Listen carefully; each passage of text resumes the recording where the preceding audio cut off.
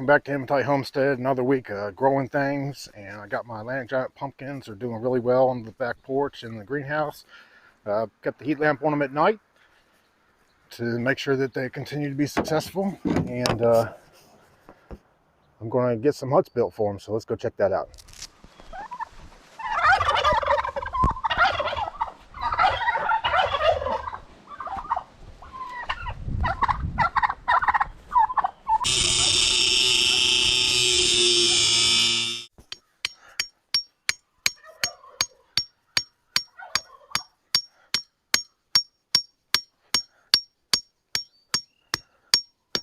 Did you know that you could overwinter pumpkins?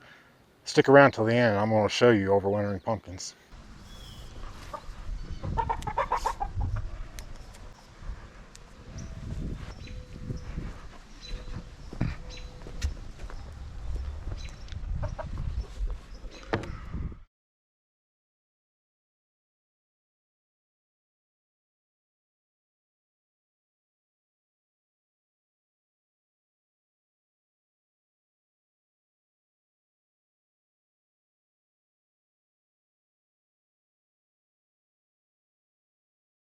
There is my pumpkin hut. Took me about 15 minutes to make it. It's all made out of PEX and a couple of fittings I had laying around. This PEX is a PEX we've had laying around, so I built the house. And I used coal mine shaft bolts and cut them 20 inches and marked them at 8 inches to put them 12 inches in the ground, and left 8 inches out to put that on. And I'm going to do a little trench all the way around it and put my cover on top of it.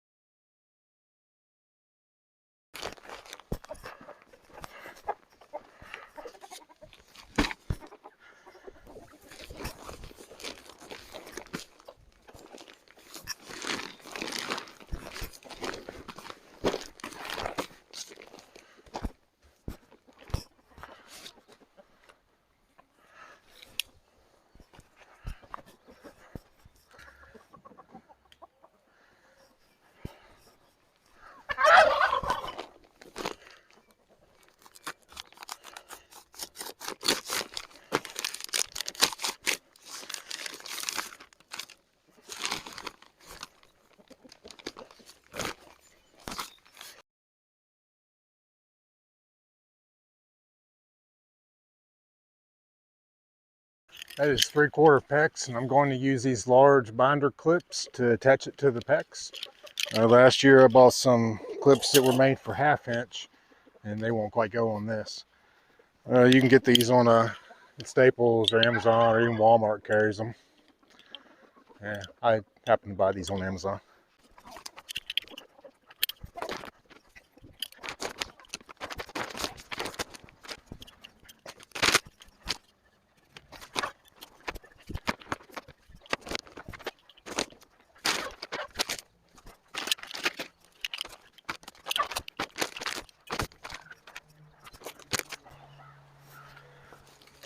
All right, now I'll take the dirt that I dug the ditch out of, and I'll cover up this side over here, and hopefully it will stay down to the ground.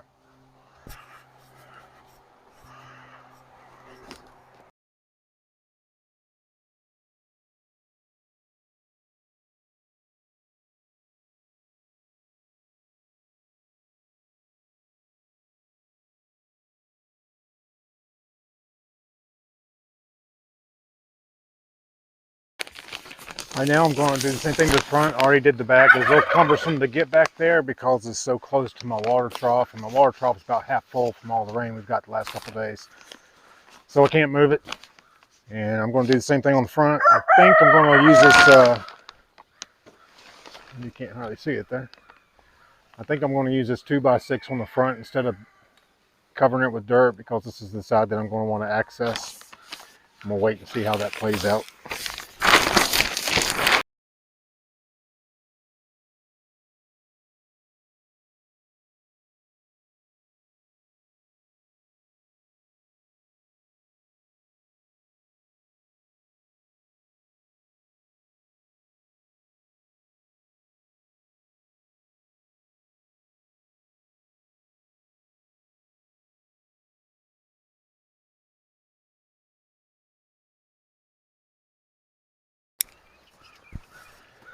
Yeah, I think I am. I'm not crazy about that. I think I am gonna go put a little bit of dirt on top of it. I'm gonna leave a board on top of it, so theoretically I can just take the board and get the whole thing off at once.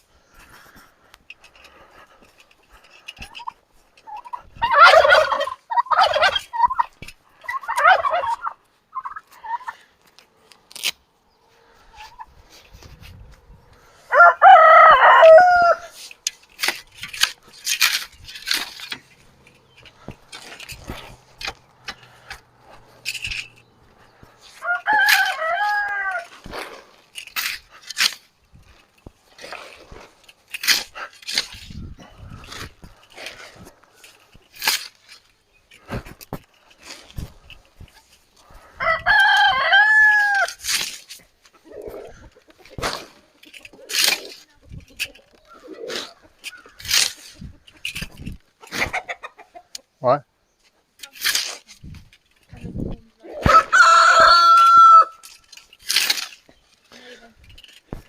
All right. Yep.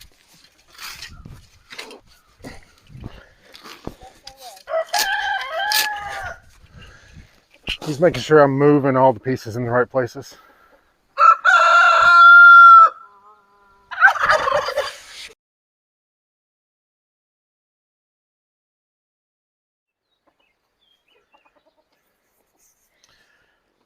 All right, there is pumpkin hut number one, and it's not very pretty. I typically like to make things appealing and effective, but this one's only reaching one of those departments. But we'll settle for effectiveness. Chickens are digging out all the dirt that I threw in there, but I put a little bit extra in there, so it should be okay. Lots of worms in it. I think that's a good sign. Nice fertile, rich soil. So this guy over here is going to get a facelift. I'm going to actually take all these boards off. And last video, I got some comments about I should take these boards off because they could damage vines. And coincidentally, before I got those comments, I was standing out here staring at it going, man, I'm going to take these boards off of it. And that's exactly what we're going to do. And it will get a hut just like that. And we'll be pretty close to set. All right, there are those. This one up here turned out to look a little bit better, I think. But I didn't bury dirt on top of it because I had to take it all the way out to the edge because of how I dug my hole. So I just put some boards on it and these bags of soil. Ignore this stuff. This is for a different project. I just unloaded it here where my truck was. So getting closer. So I talked last week about I had a problem brewing over here that I'm not sure how I worded that now. And I said I had a problem brewing in my pumpkin patch last week. And so this is the pumpkin patch. A couple things that I could have done different. I dug this hole a little bit too far from the edge. The edge is all the way back here where the back of the watering trough is.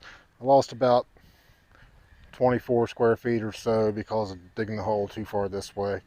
Another thing I could have done different, I could have dug the holes in the middle and grew my pumpkins out towards both ends. That's probably what I should have done, but we're already committed to growing like this. I was shooting for 200 square feet for each pumpkin, and that was based off me seeing where people were growing 150 square feet. Turns out 150 square feet is more of a specific competition that people do, so maybe we should have had some more space. I'm not calling that a mistake or a problem yet. We'll just have to see how it goes. The problem is, I put the patch here because this got the most sunlight during the day, and after evaluating that a little bit differently, it's only getting sunlight till about 6:30 in the evening. And here's why. Because all the trees behind us are full. And when the sun goes back that way and starts to set over the ridge over there, then it shadows this. And it gets shade from about 6:30, 7 o'clock to the rest of the evening.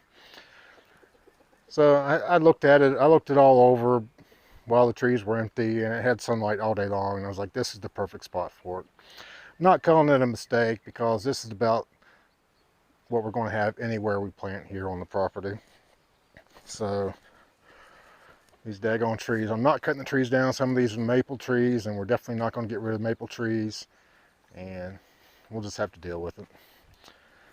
Like I said, anywhere else we put them on the property, we're going to have pretty much the same result. But I do think that these will still be successful right here. This is where we grew the glass gem corn last year that did really good, but we thought it didn't do well. It turns out it did just like it was supposed to. We just weren't familiar with the type of corn. So I think we'll be fine here. Get these things planted next week and we'll be off to the races. So lots of people comment on Facebook groups, and I did some reading and stuff. There's a lot of things I say that you have to do for a seed. Some people say bleach them, wash them, dry them, do this, do that. And so last year we took a lot of seeds out of pumpkins last year, and mostly I just rinsed them off, let them dry, and once they shed their skins, then I bagged them up in paper bags and put them in a nice dark cool place for the winter time. But you don't have to do any of that. You can overwinter pumpkin seeds, and this is proof of it. They are coming up everywhere in here. So I was wanting to turn this over and start prepping this to use next year, the year after. And look at this. Pumpkin, pumpkin, pumpkin, pumpkin. They are everywhere. There's one right there. There's one. There's one there. Bunch here. I mean, they are everywhere in this thing. They volunteered in the 3-year-old patch, which is gone now, last year, and we let them grow, and they did great. A variety of pumpkins and fall squash. There comes another little guy right there. And here's some more. So I think I'm actually going to fence this off. There's one going there. We'll pull all this crap out of here. And I had some tomatoes volunteering in here. I already pulled them out. I don't want them growing in here. And I think I'm going to fence this off and see how many pumpkins we can get without even planting them. And I had the same thing last year, and we will definitely follow this summer and see what we get out of these guys. So that is growing things for this week. My Atlantic Giant pumpkins are still on the back deck. I think I'm going to go ahead next week and start my jack-o'-lantern pumpkins and let them grow in pots for 7 to 10 days, and then we'll get them out here in the pig pasture. And I'll have to fence that off too. But excited about these guys here. Thanks for watching, and if you like what we're doing here, make sure you hit that subscribe button, and we'll be back next week with another episode of Growing Things here at Hematite Homestead.